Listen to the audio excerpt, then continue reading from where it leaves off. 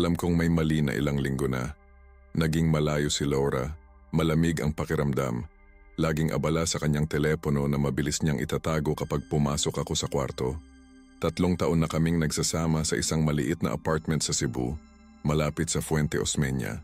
At akala ko ay may itinatayo kaming isang bagay na mahalaga. Siya ay nagtatrabaho sa isang travel agency, ako sa shipyard.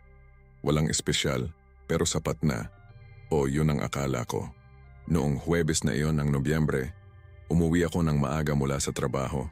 Kinansela ng supervisor ang isang pulong, kaya may libre akong hapon. Hindi ko siya sinabihan. Bakit pa? Bahay namin yon. Pagbukas ko ng pinto, narinig ko ang mga boses mula sa silid tulugan. Ang tawa niya. Isang boses ng lalaki. Isang boses na kilala ko mula pagkabata. Nagsimulang kumabog ang dibdib ko. Ayokong maniwala. Dahan-dahan akong lumapit sa pinto. Bahagya itong nakabukas at sa siwang ay nakikita ko ang kama. Nakita ko silang dalawa. Si Laura at si David, ang ninong ko, ang taong bumuhat sa akin sa binyag, na tumayo sa tabi ko nang mamatay si tatay, nakasama sa bawat Pasko, bawat bagong taon. Isang taong mapagkakatiwalaan, tulad ng sasabihin ni nanay. Hindi ko alam kung gaano ako katagal nakatayo roon. Siguro 1 minuto, siguro 5. Iyon ang pinakamahabang minuto ng buhay ko. Hindi ako sumigaw. Hindi ako pumasok. Tumalikod lang ako at lumabas. Bumaba ako ng hagdan na parang robot, lumabas sa kalye na puno ng tao at naupo sa pader malapit sa baybayon. Ang araw ay lumulubog sa likod ng busay. Ang langit ay kulay kahel at rosas, at pakiramdam ko ay may bumukas ng dibdib ko at kinuha ang lahat sa loob. Tumawag si Laura makalipas ang 1 oras. Nagpapanik. Nasaan ka? Umuwi ako, wala ka? Okay ka lang ba? Hindi ako makapaniwala sa katigasan ng mukha niya, na parang walang nangyari. Na parang hindi niya ako pinagtaksilan sa pinakamasamang paraan. Okay lang ako, sabi ko ng mahinahon. Nasa kay Pedro. Umiinom ng beer.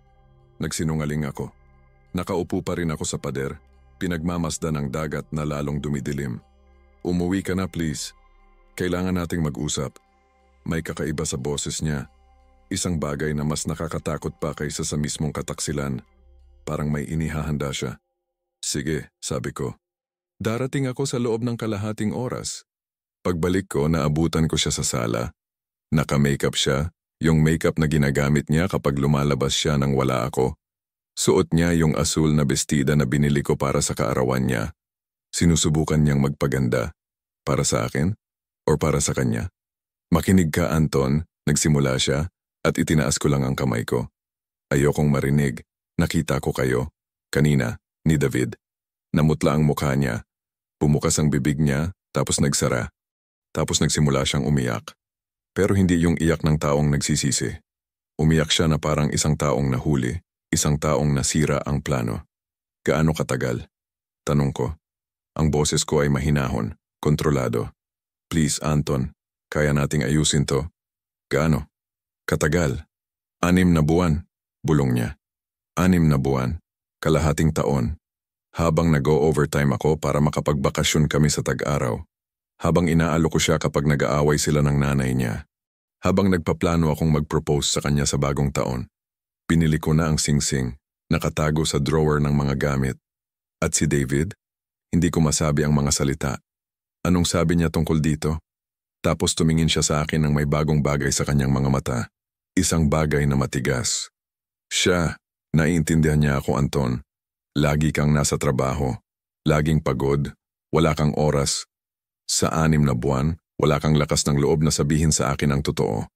6 na buwan ng kasinungalingan. At ako pa ang sinisisi mo? Tumayo ako. Kailangan ko ng hangin. Pero bago ako lumabas, lumingon ako. Ang apartment na yan, sabi ko dahan-dahan. Pinabayaran ko. Pera ko. Lahat ng nasa loob niyan, akin. Simula bukas, maghahanap ako ng bago kong matitirhan. May 1 linggo ka para maghanap ng mapupuntahan mo. Hindi mo ako pwedeng palayasin. Dito ako nakatira, sigaw niya. Panoorin mo ako. Sabi ko ng mahina. Kaya kong gawin lahat. At gagawin ko. Hindi ako umuwi nung gabing iyon. Natulog ako sa kotse malapit sa bahay ni Pedro na binabagyo ako ng mga tanong na hindi ko pa handang sagutin. Kinaumagahan, tinawagan ko ang abogado ko. Isang kaibigan mula kolehiyo na may utang na loob sa akin. Sinabi niya sa akin kung ano ang maaari kong gawin, legal at malinis. Hindi gaanong marami, pero sapat na. Inilipat ko ang mga gamit ko mula sa apartment noong sumunod na weekend, habang si Laura ay nasa kanyang ina. Hindi kami nag-usap. Nag-iwan lang ako ng mensahe. Kailangan mong malaman na hindi nakapangalan sa iyo ang apartment. Maghanap ka ng lugar, hindi mo na ito bahay. At si David, hindi ko pa siya kinuntak. Pero nakita ko siya ilang araw makalipas. Sa isang cafe malapit sa Carbon Market, nakaupo kasama ang mga kaibigan, tumatawa na parang walang konsensya. Nakita niya ako. Nagtagpo ang aming mga mata. Nakita ko kung paano nanigas ang kanyang mukha. Tumango lang ako sa kanya, malamig at formal, at nagpatuloy sa paglakad. Alam niyang hindi pa ako tapos. Makalipas ang 2 linggo, nakatanggap ako ng tawag mula sa may-ari ng apartment. Si Ginoong Jalandoni, isang matandang lalaki na may ilang ari-arian sa Cebu. Anton, kailangan kitang makausap, personal. Ang tono niya ay hindi pala kaibigan. Nagkita kami sa kanyang opisina sa Escarrio. Nakaupo siya sa likod ng isang lumang mesa na gawa sa kahoy. Magkakrus ang mga braso, seryoso ang mukha. Alam mo ba kung anong nangyayari sa apartment mo? Tanong niya. Umalis ako 2 linggo na ang nakakaraan, sabi ko. Nandoon pa si Laura, pero pinapaalis ko na siya. Regular akong nagbabayad ng upa. Hindi mo na yon apartment, putol niya sa akin. Tumingin ako sa kanya ng naguguluhan. Anong ibig niyong sabihin? Pumunta sa akin si Laura noong 1 linggo. Nagdala siya ng kontrata, mga pirmadong papel. Sinabi niya na ipinasa mo sa kanya ang apartment. Nasabay kayong aalis pero kailangan pa niyang manatili ng 1 o 2 buwan. Nagpakita siya ng dokumentasyon. Mukhang legal lahat. Biglang nawala ang dugo sa mukha ko. Anong mga papel? Isang kumpirmasyon ng paglipat ng lease. Gamit ang pirma mo. Wala akong pinirmahan. Tumayo ako. Kailanman, inilabas ni Ginoong Jalandoni ang isang folder. Ipinakita niya sa akin ang dokumento. Naroon itim sa puti ang pirma ko. O isang bagay na mukhang pirma ko. Hindi ko sulat kamay yan, sabi ko, pinag-aaralan ng papel. Pero magaling ang pagkakapeke. Napakagaling. Nasa bahay ang mga orihinal na kontrata. Mapapatunayan kong peke to, sabi ko. Bumuntong hininga si Ginoong Jalandoni. Mga ngahulugan yan ng legal na labanan, mga abogado, oras, pera, at may kasama na siyang lalaki sa apartment. Nagrereklamo na ang mga kapitbahay sa ingay. Si David. Agad kong nalaman. Magkasama silang nakatira sa apartment ko, sa espasyong binabayaran ko sa kama na binili ko. Tinawagan ko siya noong araw ding iyon. Anong ginawa mo? Sigaw ko sa telepono. Malamig ang tawa niya. Ginawa ko ang dapat kong gawin. Gusto mo akong palayasin sa kalye, Anton. Akala ko magiging mas makatwiran ka. Pineke mo ang mga dokumento. Krimen yan. Patunayan mo, sabi niya. At pagkatapos ay ibinaba ang telepono. Nakaupo ako sa kotse sa parking lot. Nanginginig ang mga kamay ko sa galit. Hindi na lang ito simpleng kataksilan. Krimen na ito. At kumikilos siya na parang nanalo siya. Pero minaliit ni Laura ang isang bagay. Buong buhay akong nagtrabaho ng matapat. Bawat bayarin, bayad. Bawat dokumento, naka-archive. Umuwi ako kay nanay sa Mandaue at kinuha ang lahat ng itinago ko. Mga kontrata sa pag-upa, mga resibo ng kuryente at tubig, lahat nakapangalan sa akin. Mga patunay na ako ang nagpapanatili ng apartment. Mga kopya ng bank transaction na nagpapakita ng buwanang bayad ko kay Ginoong Jalandoni. Sinabi sa akin ng abogado ko na malakas ang kaso ko. Pero tatagal, babala niya. Minimum na 3 buwan. Siguro 6. Wala akong pakialam sa oras, sabi ko. Ang mahalaga sa akin ay ang hustisya. Habang nagsisimula ang legal na laban, nagsimula akong maghukay ng mas malalim. Kung kayang-kaya ni Laura na mameke ng pirma, ano pa ang ginawa niya? Naalala ko ang mga maliliit na bagay. Mga resibo na parang hindi tama. Pera na nawawala sa joint account namin, nasasabihin niyang ibinayad niya sa isang bagay para sa bahay na di umano'y nakalimutan ko. Tumawag ako sa isang kaibigan na nagtatrabaho sa bangko. Hindi niya ako opisyal na mabibigyan ng impormasyon, pero bilang kaibigan, bumulong siya. Tingnan mo ang mga transaksyon mula sa tagsibol. Abril, Mayo. Malalaking withdrawal. Kumuha ako ng mga statement at doon ako nagulat. Si Laura ay nagwi-withdraw ng pera mula sa aming joint account. Libu-libong piso na nawala ng hindi ko alam. Laging maliliit na halaga, 10,000 dito, 5,000 doon. Sapat na maliit para hindi ko mapansin kaagad, pero sapat na malaki para maipon. Sa kabuuan, mahigit 100,000 piso. Pera na iniipon namin para sa isang paglalakbay sa Palawan sa tag-araw. Pera na nalaman ko kalaunan ay napunta sa mga kamay ni David. Ang susunod na hakbang ay si David, ang ninong ko. Ang taong mapagkakatiwalaan na sumira sa kakarampot na pamilyang natitira sa akin. Kilala siya sa komunidad, sa isang maliit na lugar kung saan kilala ng lahat ang lahat. Nasa simbahan siya sa parish council. Iginagalang siya ng mga tao, ngunit mayroon akong mga alaala. Mga alaala na nagsimulang magkaroon ng bagong kahulugan.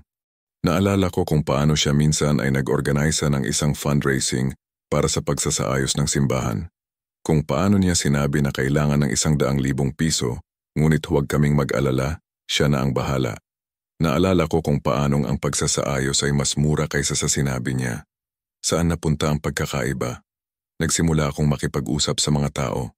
Maingat, patago. Sa mga miyembro ng simbahan na naroon ng mangalap ng pera. Sa mga manggagawa na gumawa ng trabaho. Hindi tumutugma ang mga numero, ni malapit. Isang matandang lalaki, si Mang Lito, ang nagsabi sa akin habang nagkakape kami. Anton, noon ko pa iniisip na may mali. Pero sino ang magsasalita laban sa ninong? Sinong gagalaw niyan? Tumango ako. May kailangang gumawa. Nagsimula akong idokumento ang lahat. Bawat pag-uusap, bawat resibo, bawat hindi pagkakapare-pareho. Metodikal ako. Tulad sa trabaho sa shipyard, kung saan bawat tornilyo ay dapat nasa lugar, bawat weld ay sinusuri. At habang naghuhukay ako, mas marami akong natuklasan. Si David ay hindi lang isang ninong na nagtaksil sa tiwala. Siya ay isang maliit na manloloko na ilang taon nang nandaraya sa komunidad na nagtiwala sa kanya. At si Laura, siya ang bago niyang kasosyo sa krimen.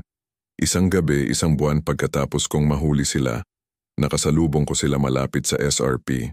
Naglalakad sila ng magkahawak kamay, tumatawa, na parang isang tunay na mag-asawa. Si Laura ay may suot na bagong jacket. Mamahalin, gawa sa balat, pera na ninakaw niya sa akin. Nilagpasan ko sila. Nakita ako ni Laura at humigpit ang kapit sa braso ni David. At siya, tiningnan lang ako ng may mayabang ng ngiti. Anton, sabi niya, kumusta ka? Huminto ako. Tiningnan ko silang dalawa. Mabuti ako, David. Salamat sa iyo, natutunan ko ang isang mahalagang aral. Natutunan ko na sa buhay na ito, tanging sarili mo lang ang mapagkakatiwalaan mo. Huwag kang maging bitter, sabi niya, na para bang pinapayuhan ako. Ang buhay ay nagpapatuloy. Oo, sabi ko, nagpapatuloy. At makikita mo kung gaano kabilis itong bumaba kapag nabubuhay ka sa kasinungalingan. Nagpatuloy ako. Hindi ako tumakbo. Hindi ako sumigaw. Kalmado ako. Dahil may alam akong hindi nila alam. Alam kong paubos na ang oras nila. Dumating ang desisyon noong Enero. Ang korte ay pumanig sa akin. Malinaw ang pekeng dokumento at hindi matitinag ang aking ebidensya. Kinailangang magbayad ni Laura ng multa, umalis sa apartment, at ibalik ang perang ninakaw niya. Siyempre wala siyang pera. Nagtratrabaho siya under the table sa travel agency. Tumatanggap ng kakarampot na pera, ginagastos ang lahat sa paglabas kasama si David. Saan ako pupunta ngayon? Umiiyak siya sa telepono nang ihatid ng abogado ang desisyon. Anton, pakiusap, wala akong mapupuntahan. Dapat inisip mo yan bago mo ako niloko. Bago mo pineke ang mga dokumento. Bago ka nagnakaw sa akin. Malamig ako. Matagal nang tumigil ang puso ko sa pagtibok para sa kanya. Maaari ko bang kunin man lang ang mga gamit ko? Pwede. May 3 araw ka. Ibinaba niya ang telepono. At bumaling ako sa susunod na yugto. Si David. Ang parish council ay nagpupulong tuwing 3 linggo. Alam ko ang schedule. Kilala ko ang mga tao sa council. Ang ilan ay kaibigan ko, ang ilan ay kakilala. Isang buwan bago ang pulong, sinimulan kong kontakin sila. Isa-isa. Sa mga tahimik na pag-uusap, ipinakita ko sa kanila ang mga dokumento. Ang mga resibo mula sa pagsasaayos ng simbahan, ang mga pagkakaiba sa halaga, ang mga testimonya ng mga manggagawa na nagkumpirma na mas mababa ang ibinayad sa kanila kaysa sa sinabi ni David sa council. Anton, sigurado ka ba? Tanong sa akin ni Padre Manuel, ang matandang pari. Malalaking akusasyon yan. Sigurado ako, Padre. Nasa akin lahat dito. Ipinakita ko sa kanya ang mga papel, bawat resibo, bawat hindi pagtutugma. Malinaw ang matematika. Nasa pagitan ng 80 hanggang 100,000 piso ang hindi napunta sa tamang lugar. Tumingin si Padre Manuel sa kanyang salamin, ang daliri ay sumusunod sa mga numero. Ito ay, seryoso ito. Tumingin siya sa akin. Bakit ngayon lang? Bakit hindi noon pa? Dahil nagtiwala ako sa kanya, sabi ko ng tapat. Ninong ko siya, ang taong nagpalaki sa akin nang wala si tatay. Pero pagkatapos ay natulog siya kasama ang girlfriend ko. Doon ako nagsimulang mag-isip. Ano pa ang ginawa niya sa likod ko? Sa likod nating lahat? Tumango si Padre Manuel. Tinitingnan ako ng may karunungan ng mga matatanda na nakakita ng napakaraming kahinaan ng tao. Ano ang gusto mong makamit dito? Hustisya. Ang katotohanan. Wala nang iba. Ang pulong ng council ay noong Miyerkules ng gabi. Hindi ako imbitado ngunit alam kong ilalabas ni Padre Manuel ang issue. At alam kong nandoon si David mula sa kanyang ligtas na lugar sa ulo ng mesa kung saan siya umupo sa loob ng maraming taon bilang isang tapat na tao ng komunidad. Si Pedro, ang kaibigan kong nasa council, ay tumawag sa akin bandang 10:00 ng gabi. Anton, dapat nakita mo ang mukha niya, sabi niya. Puno ng pagtataka ang boses. Nang ilabas ni Padre Manuel ang mga papel, sinubukan niyang itanggi noong una. Pagkatapos ay sinabi niyang mga pagkakamali lang yon sa accounting. Pagkatapos ay sinabi niyang hindi namin naiintindihan kung paano ito gumagana. Ngunit hindi tumigil si Padre Manuel. Tinanong niya siya ng direkta, David, nasaan ang pera? At anong sinabi niya? Wala. Tumayo siya at lumabas. Umalis na lang.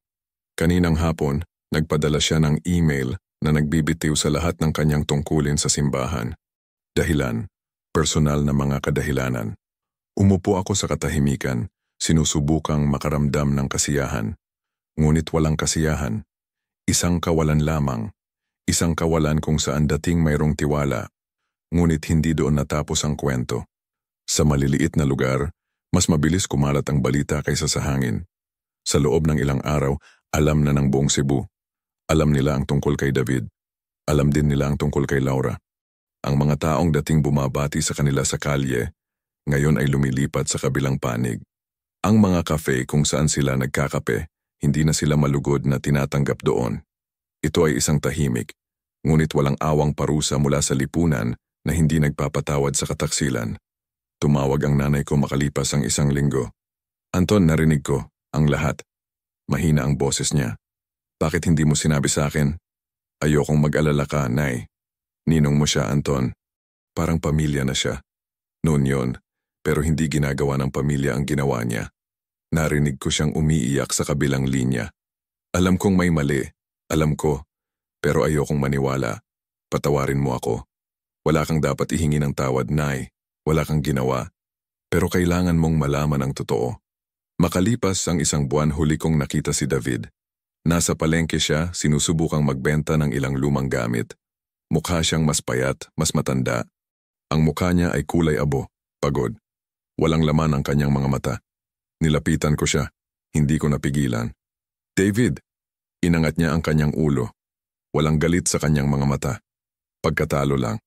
Anton, kumusta ka? Nagkibit balikat siya. Ano bang inaasahan mo? Sa totoo lang, hindi ko na alam kung ano ang aasahan mula sa iyo. Nagkatinginan kami sandali. Alam ko kung ano ang iniisip mo tungkol sa akin, sabi niya sa wakas. At nararapat sa akin.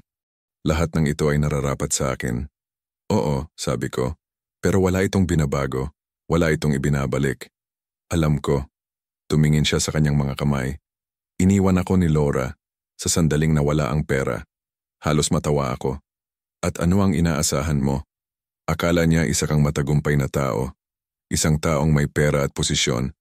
Ngayong wala ka na ng pareho. Alam ko. Naging tanga ako. Oo, at hinding-hindi ninyo yan malilimutan pareho. Tumalikod ako para umalis. Anton? Tawag niya. Huminto ako. Mapapatawad mo pa ba ako? Lumingon ako, tiningnan siya sa huling pagkakataon. Hindi ko alam, David. Tanungin mo ang sarili mo. Pinapatawad mo ba ang sarili mo? Hindi ko hinintay ang sagot. Umalis na lang ako. May bago akong apartment, isang bagong simula.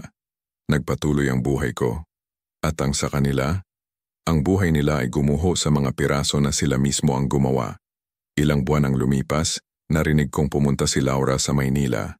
Nawala sa Cebu nang walang bakas. Naiwan si David, ngunit bilang anino ng dati niyang sarili. Walang kaibigan, walang respeto, walang lugar kung saan siya tinatanggap. Bawat araw, ipinapaalala sa kanya ng mga tao kung sino talaga siya sa ilalim ng maskara.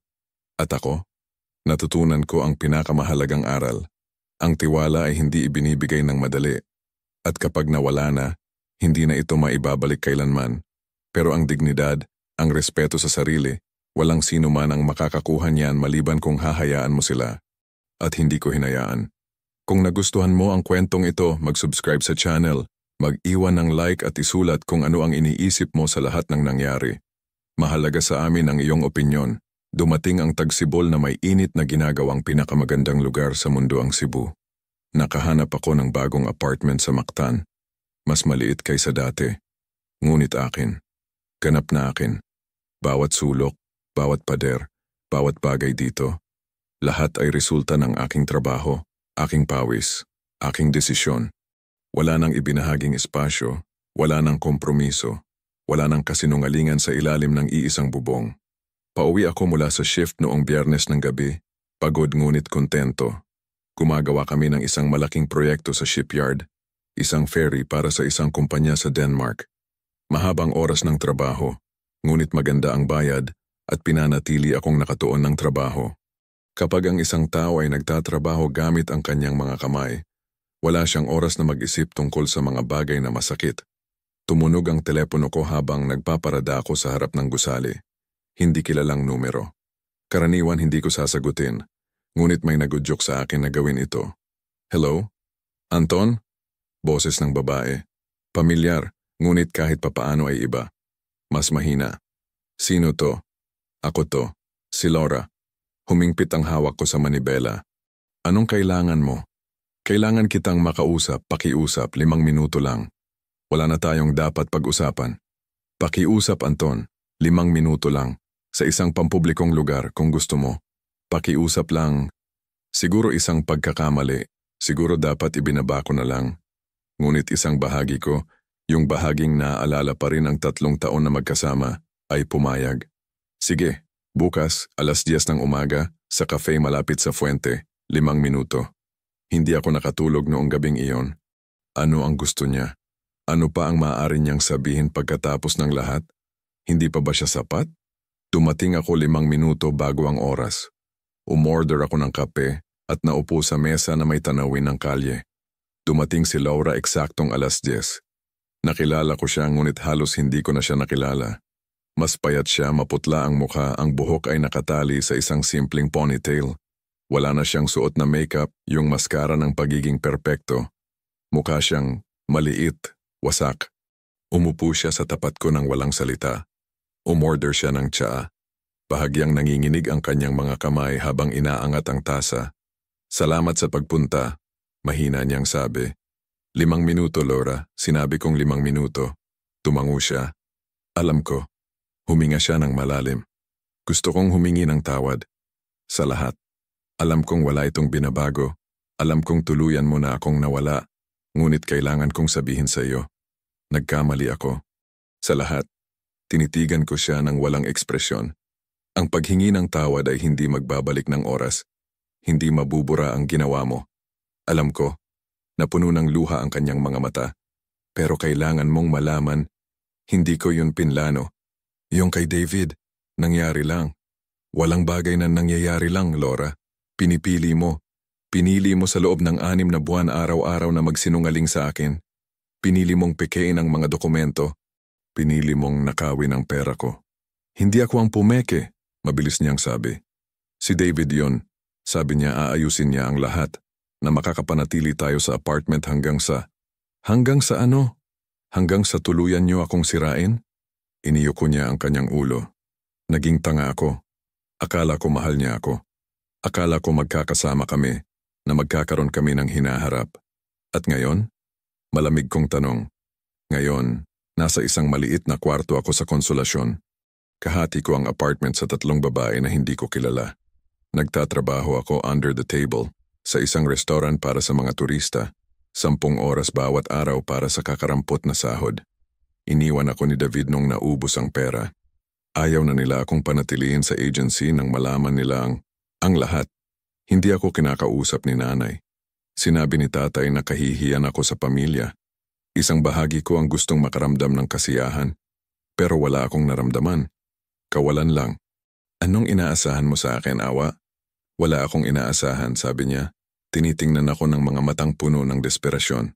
Kailangan mo lang malaman na nagsisisi ako, na ibabalik ko ang lahat kung kaya ko, na hindi kita naging karapat-dapat kahit isang araw, lalo na ang 3 taon. Tumayo ako. Tapos na ang 5 minuto. Anton, pakiusap. Hindi. Wala na akong dapat marinig. Nabubuhay ka sa mga kahihinatnan ng iyong mga desisyon. Katulad ko. Katulad nating lahat. Ang pagkakaiba lang ang mga desisyon ko ay tapat. Inilabas ko ang pera para sa kape at inilagay sa mesa. Huwag mo na akong tawagan. Huwag mo na akong kontakin. Ang buhay mo ay problema mo na ngayon. Lumabas ako ng kafe. Hindi ako lumingon. Sa likuran ko, narinig ko ang mahinang paghikbi, ngunit hindi ako huminto. Hindi ako maaaring huminto. Makalipas ang 1 buwan, sinabi sa akin ni nanay na nakita niya ang nanay ni Laura sa palengke. Sinabi niya sa akin na si Laura ay pumunta sa Dubai. May trabaho daw sa isang hotel. Pinapasabi niya sa akin na sabihin ko sa iyo na nagsisisi siya. Alam kong nagsisisi siya, Nay, pero wala itong binabago. Tiningnan ako ni nanay nang may kalungkutan ng matatandang babae na nakakita ng labis na sakit. Anton, kailangan mong magpatawad. Hindi para sa kanya. Para sa iyong sarili. Nagpatawad na ako, Nay. Ngunit ang pagpapatawad ay hindi nangangahulugang paglimot. Hindi ibig sabihin na hahayaan mong saktan ka ulit. Umupo ako noong gabing iyon sa terrace ng aking maliit na apartment, pinagmamasdan ang dagat na kumikinang sa ilalim ng liwanag ng buwan. Sa kung saan doon, si Laura ay nasa ibang bansa, mag-isa, malayo sa lahat ng kanyang nakilala. At si David? Nandito siya, sa parehong lungsod, ngunit parang estranghero sa sarili niyang tahanan. Pareho silang nagbayad ng presyo, ngunit hindi sila nagbayad sa akin. Nagbayad sila sa buhay, sa mga desisyon sa kanilang sarili. Ako lang ang naging daan para simulan ang pagguho na sila mismo ang gumawa. At habang nakaupo ako doon, sa unang pagkakataon sa loob ng maraming buwan, naramdaman ko ang isang bagay na parang kapayapaan. Hindi kaligayahan, hindi pa, ngunit kapayapaan. Pagtanggap, ang kaalaman na ginawa ko ang nararapat. Nananatili akong tao habang sila ay naging anino ng mga tao. Iyon ang aking tagumpay. Hindi ang kanilang pagbagsak, kundi ang aking pananatili. Ang aking dignidad sa gitna ng kaguluhan na kanilang nilikha. Ang tag-araw ay nagdala ng mga turista at init na halos hindi na makayanan sa Cebu. Ngunit bagay ito sa akin. Ang trabaho sa shipyard ay matindi, at tuwing Sabado't Linggo ay nagsimula akong lumabas kasama ang mga kasamahan, dahan-dahang bumabalik sa normal na buhay. Hindi ito madali. Tinitingnan ako ng mga tao ng may awa o pagkamausisa, na marahil ay mas malala pa.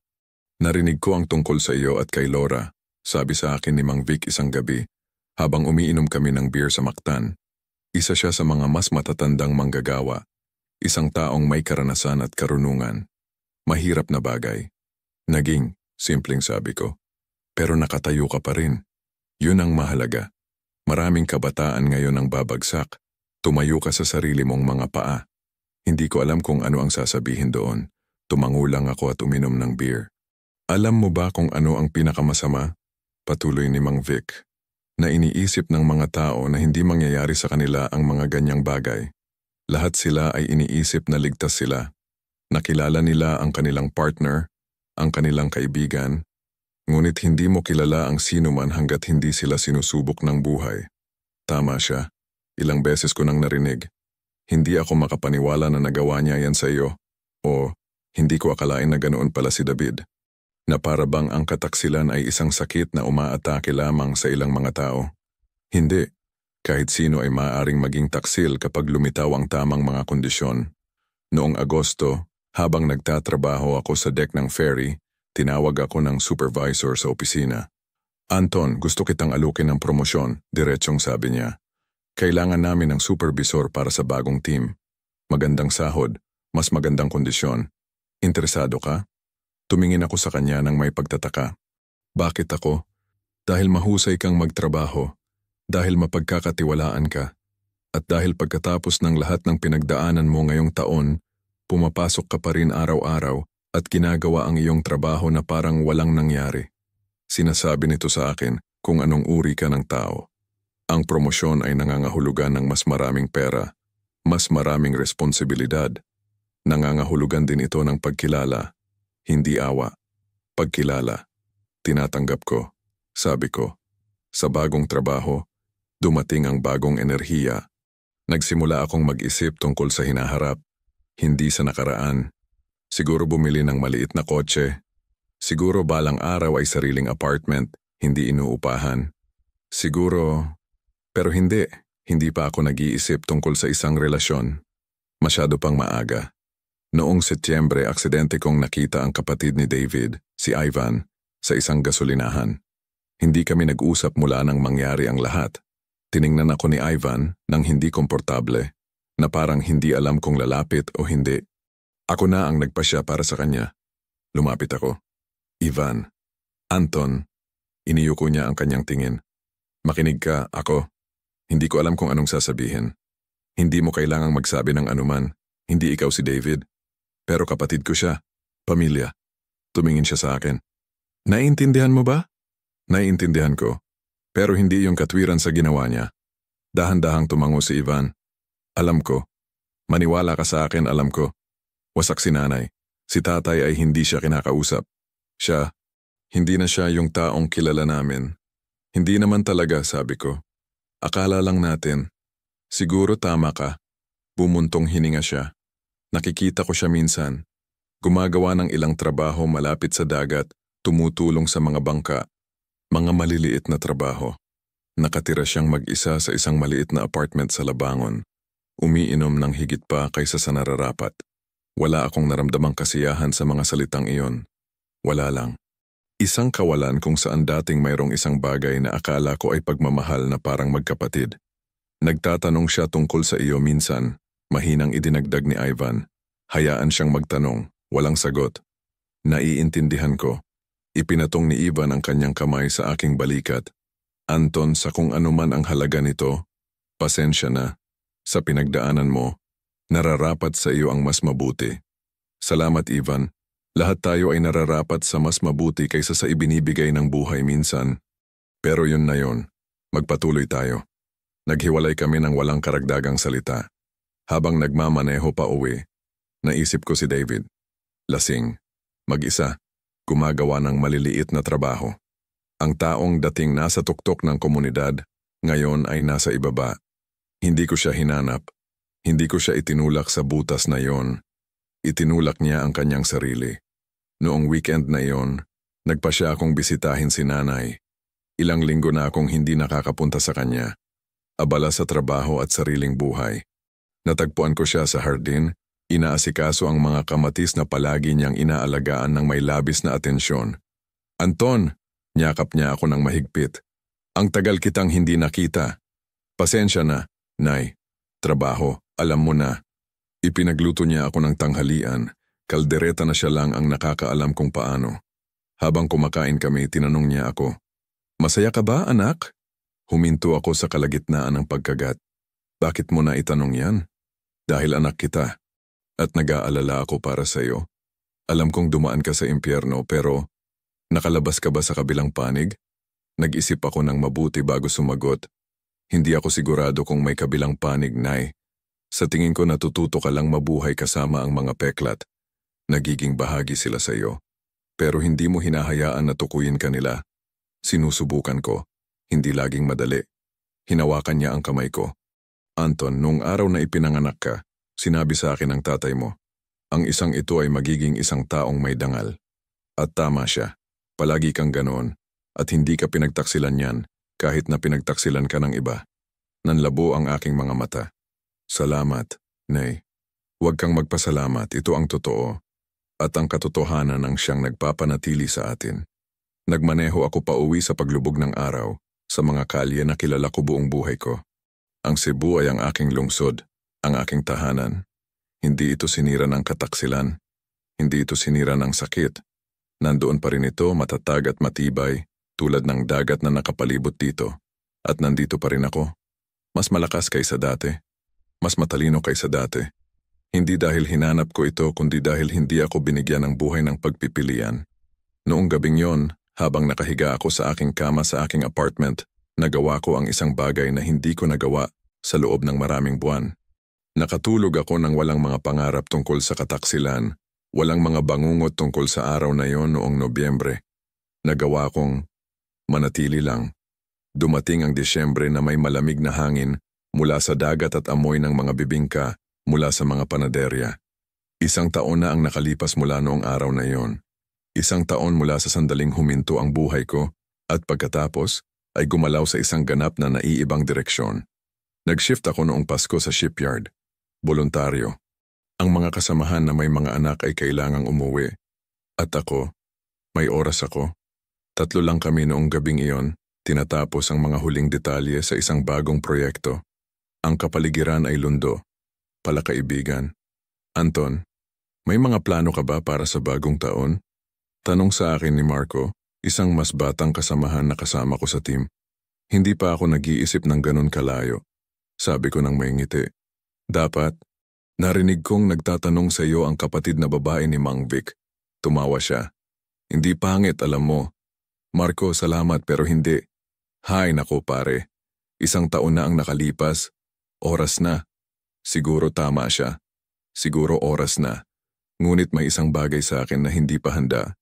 Siguro hindi na ito magiging handa sa parehong paraan tulad ng dati.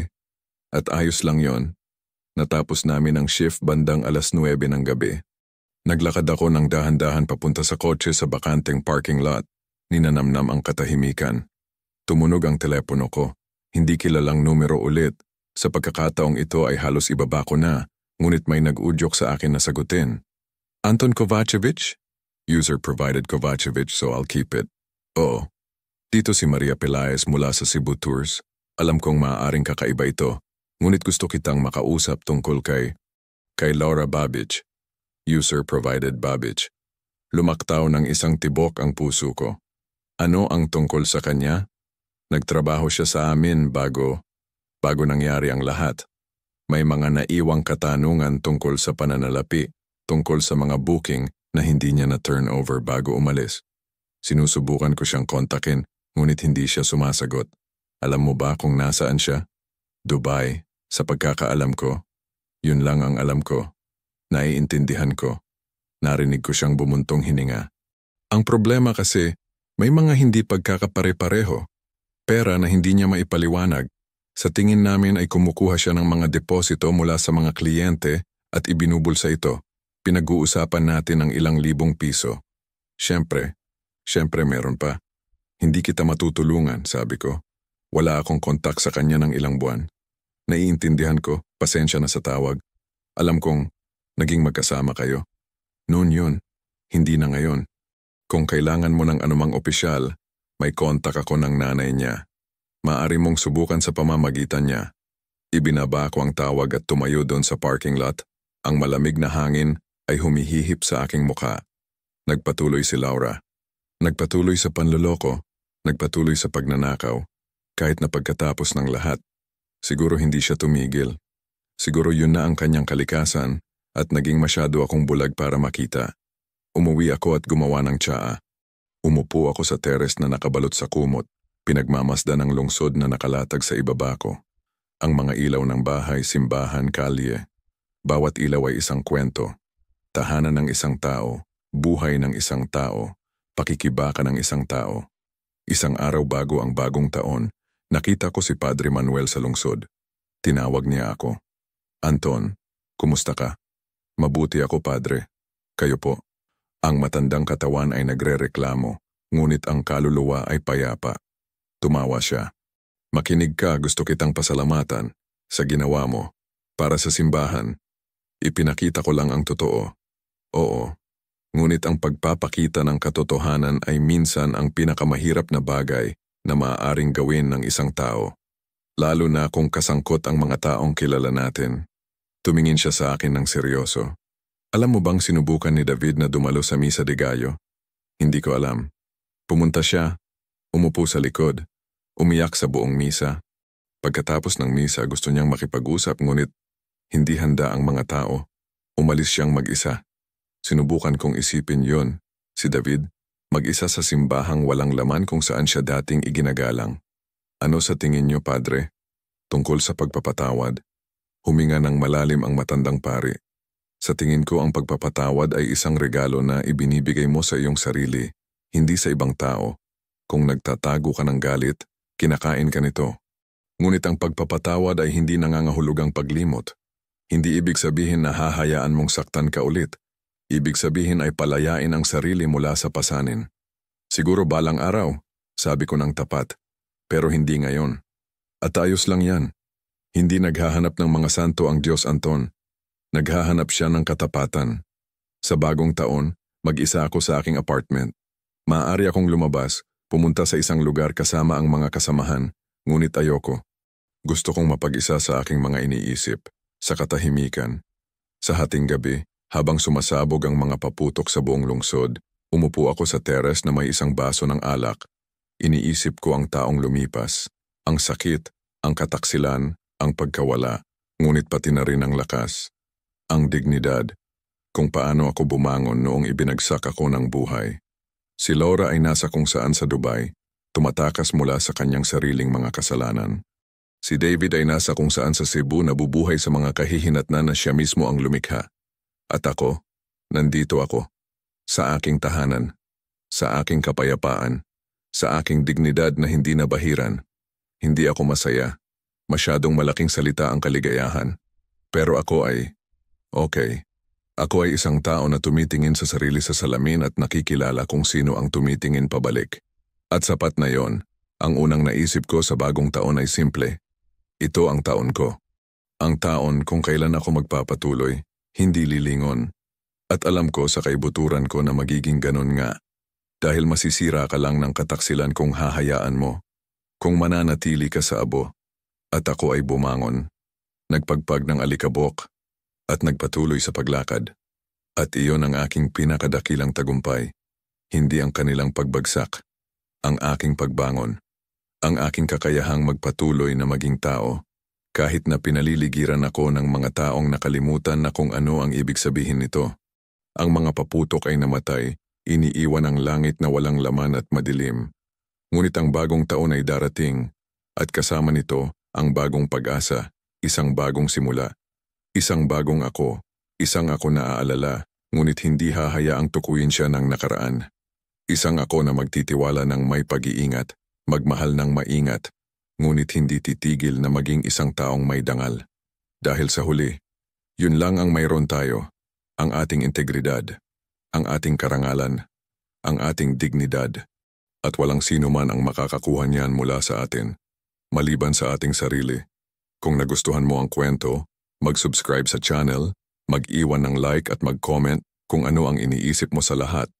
Mahalaga sa amin ang iyong opinyon.